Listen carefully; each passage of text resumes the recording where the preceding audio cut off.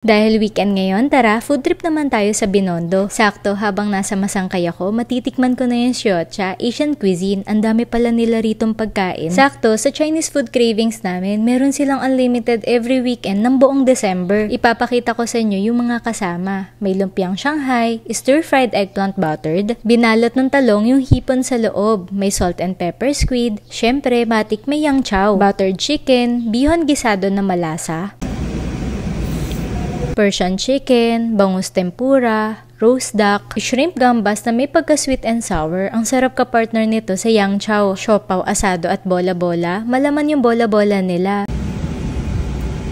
Meron din pumpkin soup, may mga dim sum din like siomai, shark fin at chicken feet. Sausaw natin sa chili oil para mas yummy. May dessert din na buchi, mango melon sago, okay din pala yung ganitong combination at prutas na watermelon. May only drinks din. Uy, ayun, sinerve na yung roasting platter. May soy chicken, roast duck, white chicken, century egg, seaweed, lechon macao at asado. 699 per head, lahat ng pinakita ko kasama sa only. Kung hindi nyo naman feel, pwede kayo mag a la carte. Meron silang the meal. Ang daming kasama sa plate. Pwede din mag 1/4 roast duck, meron din lumpiang sariwa, may lechon macao, hakaw, xiaolongbao, isang buong roast duck at marami pang iba. Ang dami, buti na lang may only no, halos natikman ka na lahat. Happy tummy everyone!